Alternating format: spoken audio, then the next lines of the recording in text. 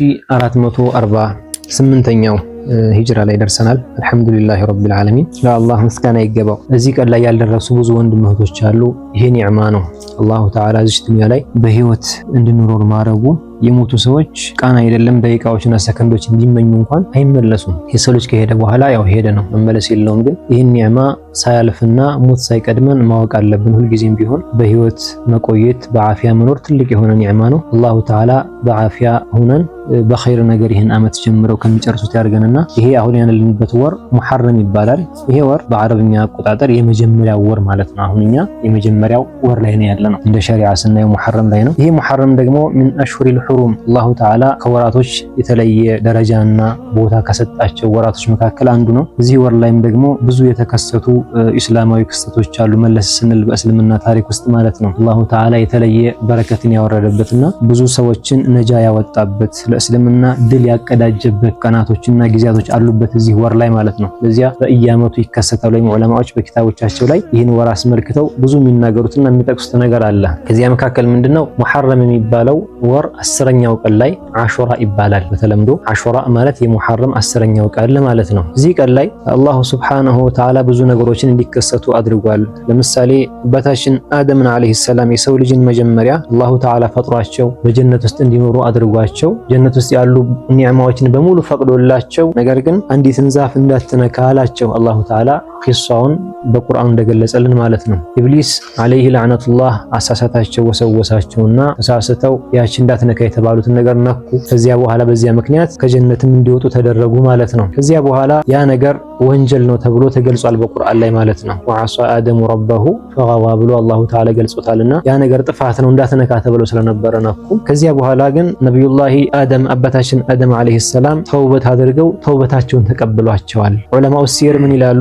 አባታችን አደምን ተውበታቸውን አላሁ ተዓላ የተቀበላቸው በሙሐረም 10ኛው ቀን ላይ በአሹራ ነበረ ይላሉ። እዚያ አሹራ ላይ ስለ አባታችን አደም ይጠቀሳል ማለት ነው። ሌላ ነብዩላህ ኑህ አለይሂ ሰላም ከ950 ዓመት ልፋትና ድካም በኋላ እንግዲህ ነብዩላህ ኑህ አለይሂ ሰላም እድሜያቸው ከ1000 በላይ ነው። ለዳዕዋ ብቻ ግን ያሳለፉት 950 ዓመት ነበር። አላሁ ተዓላ በቁርአኑ 90 ዓመን ኢላ 50 ብሎ እንደነገረን ማለት ነው። 950 ዓመት ላይ በዳዕዋ አሳልፈዋል። በጣም ለፍተዋል፣ ተቸግረዋል። ግን 950 ዓመት ለፍተው ብዙ ሰዎች አላመኑም፣ አልተቀበሉም። እንደምታውቁት ኩፍር የሚባለው ነገር የተከሰተው ከነብዩላህ ኢድሪስ አለይሂ ሰላም በኋላ ነው። አባታችን አደም አለይሂ ሰላም ሙስሊም ናቸው። በዚያ ጊዜም ካፊር የሚባል ነገር የለም። ከኩፍር ተሕዚር ያደርጉም ሰዎችን ስለ ሸሪዓ ብቻ ያስተምሯቸዋል። አህካሞችን የሚፈቀድና የማይፈቀደውን ነገር እንደ ሸሪዓ። ከዚያ በኋላ ነብዩላህ ሺት አለይሂ ሰላም የነብዩላህ አደም ልጅ ናቸው፣ እሳቸው መጡ። ከዚያ በኋላ ነብዩላህ ኢድሪስ አለይሂ ሰላም መጡ። ከነብዩላህ ኢድሪስ አለይሂ ሰላም ሞት በኋላ ከ1000 ዓመት በኋላ ኩፍር የሚባለው ነገር ምድር ላይ ለመጀመሪያ ጊዜ ተከሰተ። ለመጀመሪያ ጊዜ ሰዎች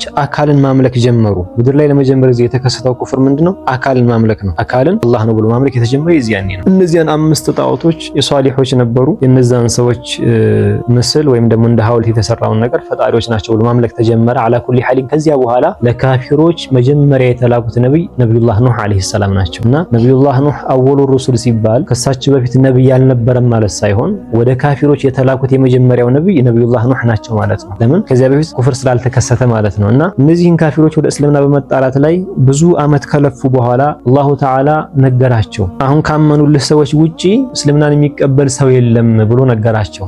ከ950 ዓመት ዳዕዋ በኋላ ልፋት በኋላ ማለት ነው። ሹፉ የሚፈለገው ሰዒ ነው። ሂዳያው በማን ነው? በአላህ ነው። ይሄን ኢማን የሚባለውን ነገር በልባችን ውስጥ የሚፈጥረውና የሚያስገባው አላሁ ተዓላ ነው። ነብያቶች ታዘዋል፣ ግን የሚቀበልም አለ የማይቀበልም አለ። ስለዚህ አላሁ ተዓላ እነዚህ ሰዎች እምነትን እንደማይቀበሉ እያወቀ ለምን ላካቸው አይባልም። እነዚህ ነብያቶች የራሱ የሆነ ሕክማ ስላለው ማለት ነው። ከዚያ ምንድነው የምንማረው? እኛ ዳዕዋ ስናረግ ሰዎችን ወደ ኸይር ነገር ስንጠራቸው እኛ የምናስተምራቸው ሰዎች ወይም ወደ ኸይር የምንጠራቸው ሰዎች ሁላቸውም የኛ ንግግር አለመቀበል ብላችሁ ወይም ደግሞ ይሄ ነገር ሸርጥ ማድረግ የለብንም። አይቀበለኝም መቀበል አለመቀበል ሌላ ጉዳይ ነው። ግን እኔ መጀመሪያ ሐቄን ተወጥቻለሁ ወይ ነው አስተምራለሁ። እኔ ከዚያ በኋላ አላሁ ተዓላ ይሻለት ይቀበላል፣ ያልሻለት ደግሞ አይቀበልም። ገብቷችኋል? ያ ነገር የኛ ኃላፊነት አይደለም። እኛ ኃላፊነታችን ምንድነው? የምናውቀውን ማሳወቅ ዲናዊ ግዴታችንን መወጣት ብቻ ነውና አያምኑም ሲላቸው ነብዩላህ ኑህ አለይሂ ሰላም ከብዙ ዓመት ልፋትና ድካም በኋላ አጥፋልኝ ብለው ላ ተዘር ሚነል አርዲ ሚነል ካፊሪን ደያራ ብለው ዱዓ አደረጉና ከዚያ በኋላ አላሁ ተዓላ ሰማይን ያለሽን አዝንቢ ብሎ ምድርንም ያለሽን አፍልቂ ብሎ በማዕበል እንዲጠፉ አደረጋቸው። ሰፊና ወይም መርከብን ስራ ብሏቸው እሳቸው ደግሞ በሰፊናው እነዚህ ያመኑ ሰዎች እንግዲህ ወደ 80 ብቻ ነበሩ ይባል ወይም 80 ምናምን ነበሩ ሙስሊሞችን ሙእሚኖችን ብቻ ይዘው ነጃ ወጡ ነብዩላህ ኑህ አለይሂ ሰላም ማለት ነውና ጁድይ የሚባለው ተራራ ላይ ነብዩላህ ኑህ በዛች ሰፊና ላይ ይዘው የተረጋጉትና ነጃ የወጡት ኩፋሮችን በጠቅላላ አላሁ ተዓላ አጥፍቷቸው ሙስሊሞች ብቻ የቀሩበት ቀን ያ ቀን ምን ነበር ይላሉ? ሙሐረም 10ኛው ቀን ላይ ነበር ይላሉ።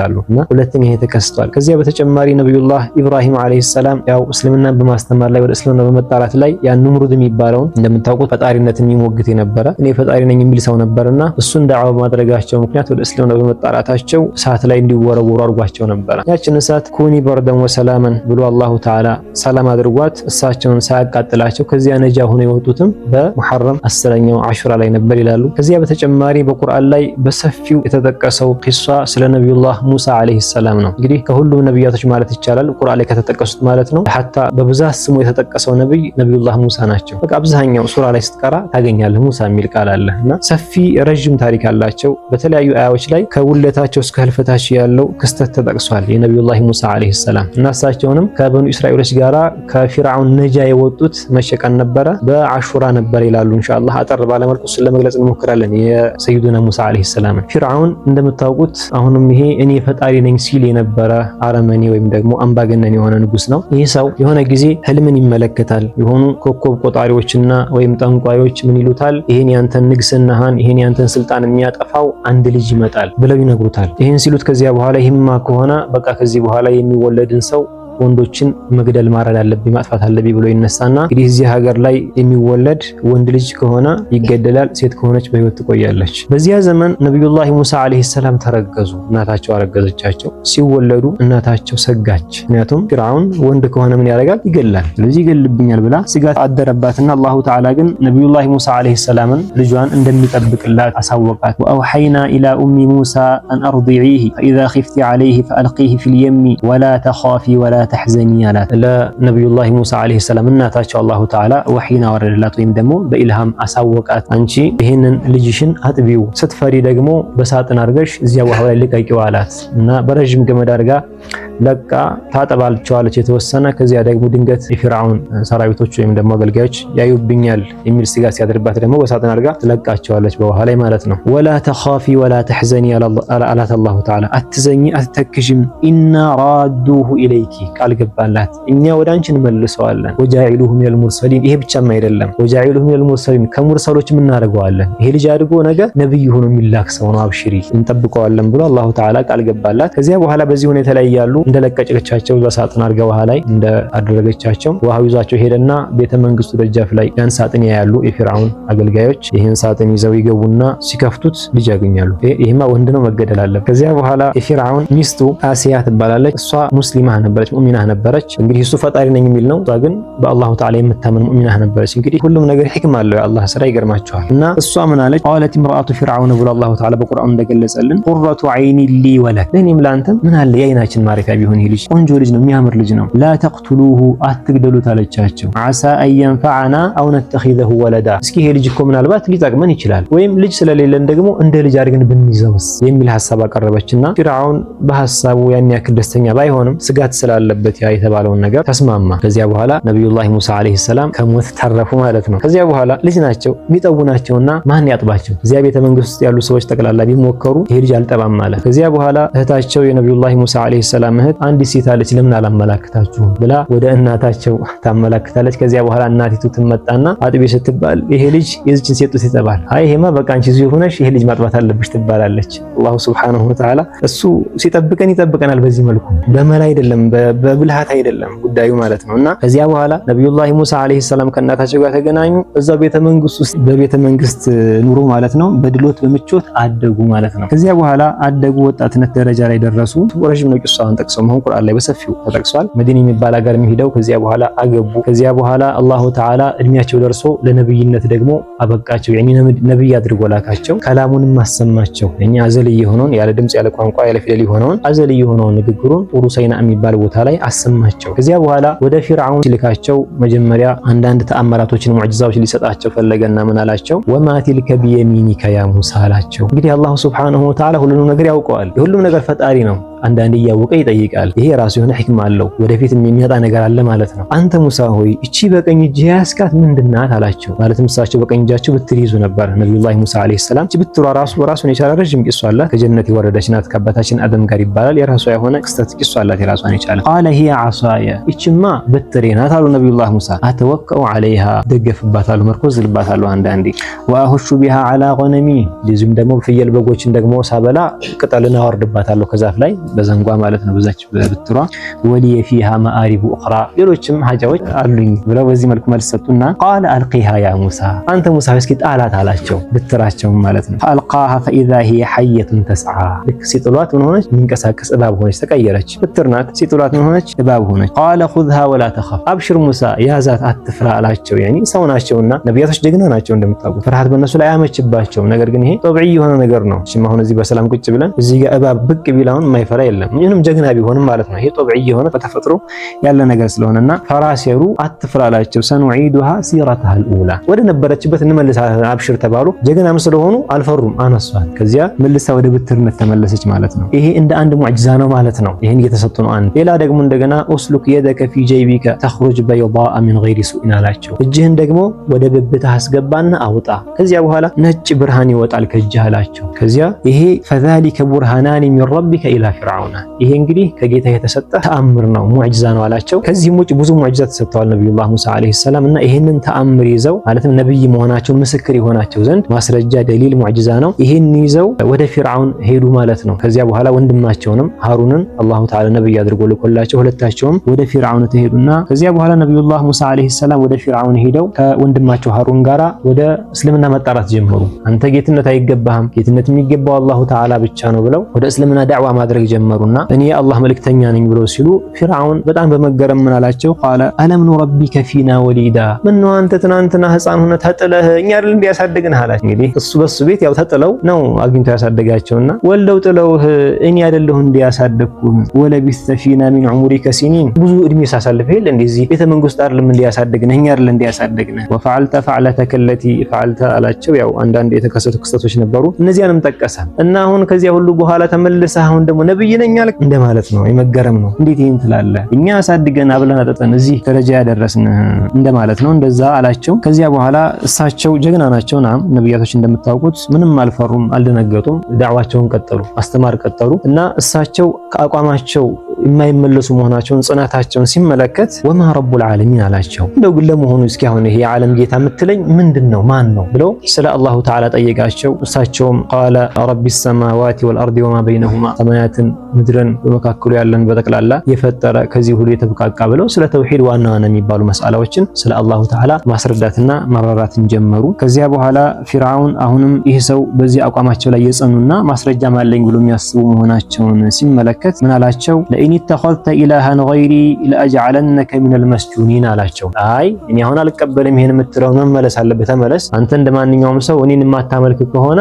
አስራሃለሁኝ አላቸው። ዛተባቸው። አልደነገጡም ወይም ወደ ኋላ አላሉም። ምን አሉት? አወለው ጅእከ ቢሸይኢን ሙቢን እኔ ግልጽ የሆነ ማስረጃ ባመጣልህም አሉት። እስኪ ነብይነቴን እኔ ያው ንግግሬ ሐቅ ለመሆኑ ማስረጃ ባመጣልህሳ አሉት። ከዚያ እውነተኛ ከሆንክማ አንተ አላቸው። ፈእቲ ቢሂ ኢን ኩንተ ሚነ ሷዲቂን እውነተኛ ከሆንክ እስኪ ማስረጃህን አምጣ አላቸው። ከዚያ በኋላ አልቃ ዐሷሁ ፈኢዛ ሂየ ሱዕባኑ ሙቢን ያቺን ሙዕጂዛ አላቸው። ብትራቸውን ጣል አደረጓትና ትልቅ ዘንዶ ሆነች። መጀመሪያው ላይ ሐየቱን ተስዓ ነበረ። አላሁ ተዓላ ሲያስተምራቸው መጀመሪያ የምትንቀሳቀስ እባብ ነበር የሆነችው። እዚያ ለማስተማር ነውና ያቺን ነገር እንዲረዱ ነው። አሁን ግን ለሙዕጂዛ ማሳያ ስለሆነ ወደ ትልቅ እባብነት ተቀየረች፣ ወደ ዘንዶ ተቀየረች ያቺ ብትራቸው ማለት ነው። ከዚያ በኋላ ፊርዓውን ደነገጠ፣ መግቢያው ጠፋው። አንዳንድ ሙፈሲሮች እንደሚጠቅሱት ከዙፋኑ ወርዶ ሮጠ ይላሉ። ደነገጠ፣ ይህን ነገር አየ። ከዚያ በኋላ ደግሞ እጃቸውን ደግሞ አስገብተው እንደተባሉት ሲያወጡት ግልጽ የሆነ ብርሃን ይታይ ነበር። እንግዲህ ሙዕጂዛ ነው። ሙዕጂዛ ማለት አምሩን ኻሪቁን ሊልዓዳ የሆነ ነገር ነው። አንድ ሰው ብድግ ብሎ ሊያመጣው የሚችል ነገር አይደለም። ንጽጽር ወይም ደግሞ ማወዳደርና ማነጻጸር የሚቻል ነገር አይደለም። አንድ ነብይ እኔ ከአላህ የተላኩ ነብይ ለመሆን ማስረጃ ብሎ የሆነ ሙዕጂዛ ሲያመጣ ሌላ ሰው መጥቶ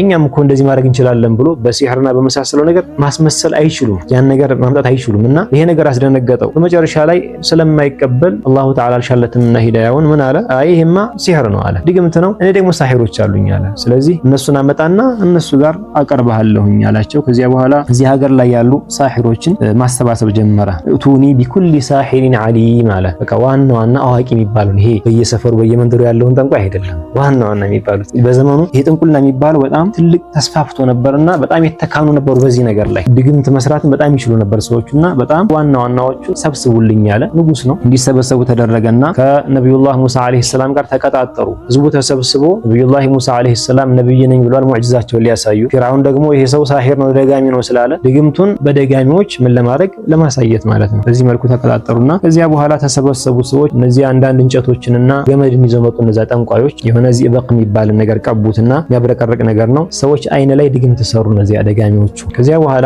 ሰዎቹ ያን ገመዶች ሲጥሏቸው ለሰዎች ምን ይመሰልባቸዋል? የሚንቀሳቀሱ እባቦች ሐያቱን ተስዓ የሚንቀሳቀስ እባብ ይመስላል ሲያዩት፣ ግን በሐቂቃ እንትኑ የተጣለው ምንድነው? ገመድ ነው። ከዚያ በኋላ ነብዩላህ ሙሳ አለይሂ ሰላም እችን በትራቸውን ሲጥሏት ወደ እባብነት ትቀየርና በሐቂቃ ከዚያ እነዚያ ሰዎች የጣሉትን ገመድ ማለት ለሰው ሲታይ የሚንቀሳቀስ እባብ የሚመስሉትን ነገሮች ጠቅላላ በላቻቸው። ከዚያ በኋላ ነብዩላህ ሙሳ ብድግ ሲያደርጓት እባቧን ምን ሆነች? ወደ ብትርነት ተቀየረ። ያ የተጣለው ገመድ ለሰው እባብ ሲመስል የሚንቀሳቀስ እባብ ሲመስል የነበሩት እባቦች ጠቅላላ የትገቡ አላሁ አዕለም ከሸፈ ማለት ነው ጉዳዩ። ከዚያ በኋላ ይሄንን ሲመለከቱ እነዚያ ሳሒሮች ይሄ ሰው የሚያመጣው ነገር ሲህር አለመሆኑን እርግጠኛ ሆኑ። ምክንያቱም በዚህ በድግምት ላይ በጣም የተካኑ ናቸው። ይሄ ሰው ደጋሚ ሳሒር ቢሆን ኖሮ እንደኛ ማስመሰል ይችል ነበር። እሱም ለምሳሌ እኛ ብትሩን ጥለን ሰዎች አይን ላይ ደግመን እባብ እንዳስመሰል ነው ገመድ ጥለን እሱም ብትሩን ጥሎ እባብ ሊያስመስል ይችላል እንጂ የኛን ሊያጠፋብን አይችልም አሉ። ስለዚህ ይሄ ነገር ድግምት አይደለም ሲህር አይደለም ሙዕጂዛ መሆኑን ተረዱ። ከዚያ በኋላ አመና ቢረቢል ዓለሚን አሉ። እንግዲህ ወዲያው ተመልከቱ። መጀመሪያ እኮ ሲመጡ እኛ አሸናፊ ከሆን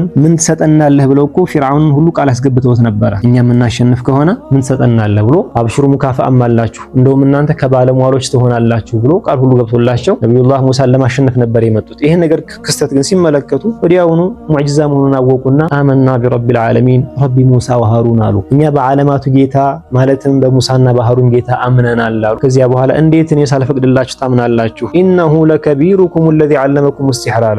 እንደውም መሪያችሁ ለካሱ ነው ድግምት ያስተማራችሁ አለ ፊርዓውን ስላልተሳካለት ማለት ነው። ከዚያ በኋላ እንደሚገላቸውና እንደሚቆራረጣቸው እንደሚሰቅላቸው ተናገረ እሱ። ከዚያ በኋላ ነብዩላህ ሙሳ አለይሂ ሰላም ይሄን ሙዕጂዛ እያሳዩ ያው የማያምኑ ሰዎች ቢኖርም እያመኑ ተከታያቸው እየበዛ ሲሄድ ነብዩላህ ሙሳ አለይሂ ሰላምን ማጥፋትና መግደል አለብኝ ብሎ ፊርዓውን ተነሳ ማለት ነው። እንግዲህ ነብዩላህ ሙሳ አለይሂ ሰላም የዚያኔ በኑ እስራኤሎች 600 ሺህ ደርሰው ነበረ ሙስሊሞቹ ማለት ነው። ከዚያ በኋላ አላሁ ተዓላ ከሚስር ከግብጽ ወጣላቸው። ግብጽ ላይ ነበሩ ለምታውቁት ፊርዓውን። እሳቸው ይሄን 600 ሺህ ተከታያቸውን ይዘው ሲወጡ ፊርዓውን ደግሞ እሳቸውን ከነበኑ እስራኤሎች ከነ አማኞች ለማጥፋት 1,600,000 ሰራዊት አስከትሎ እንግዲህ በኑ እስራኤሎችን ሙሳን ለመግደል ሲከተላቸው ሲወጡ እየሄዱ እያለ ባህር ላይ ይደርሳሉ። እዚያ ባህር ላይ ሲደርሱ ነብዩላህ ሙሳ አለይሂ ሰላም ተከታዮች ይደነግጣሉ፣ ተስፋ ይቆርጣሉ።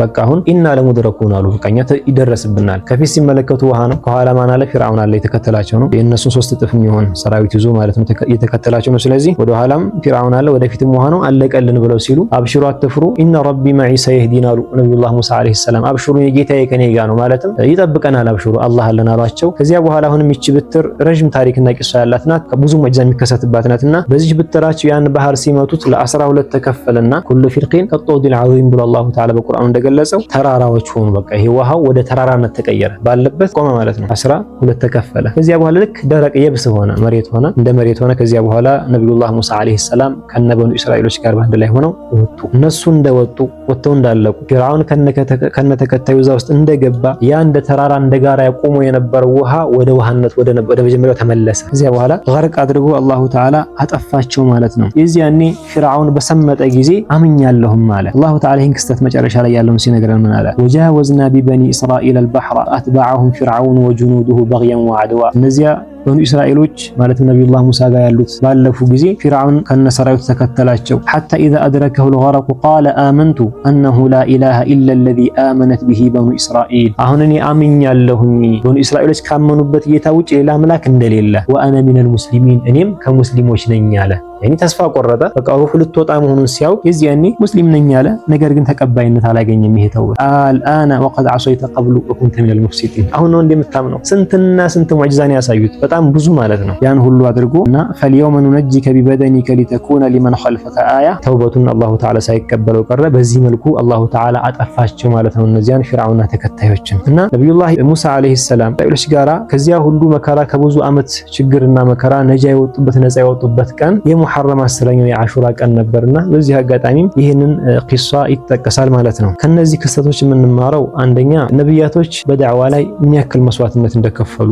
ነብዩላህ ሙሳ በነገራችን ላይ ከዚህ በኋላ ራሱ ከበኑ እስራኤሎች ጋር ደግሞ እንደገና ብዙ አስቸግረዋቸዋል። በጣም አድርገዋቸዋል ህዝቦቻቸው ራሳቸው እነዚህ አመን ያሉት እንደገና በጣም ብዙ ነገር አድርገዋቸው ብዙ መከራና ስቃይን አሳልፈዋል። ማለትም ይሄ እስልምና የሚባለው ነገር ምን ያክል ብዙ መስዋዕትነት የተከፈለበት መሆኑና ነብያቶች ምን ያክል ሶብር እንደነበራቸው ለዚህ አንድ ሰው በዲኑ ላይ መጽናት እንዳለበትና ሶብር ምን ያክል አስፈላጊ እንደሆነ እንረዳለን። ከዚያ በተጨማሪ ተወኩል የሚባለው ነገር በአላሁ ተዓላ ላይ መመካት የሚባለው ነገር ምን ያክል አስፈላጊ እንደሆነ የነብዩላህ ሙሳን እናት ስንመለከት አላሁ ሱብሓነሁ ወተዓላን ጠብቀዋል ማለት በአላሁ ተዓላ ላይ ተወኩል አላት። የወለደችው ልጅ በሳጥን አድርገው ውሃ ላይ ይመጣል። ለአንዲት እናት በጣም ከባድ ነው። ግን ጉዳያችንን ወደ አላህ ስናስጠጋው ነገሮች ይቀላሉ።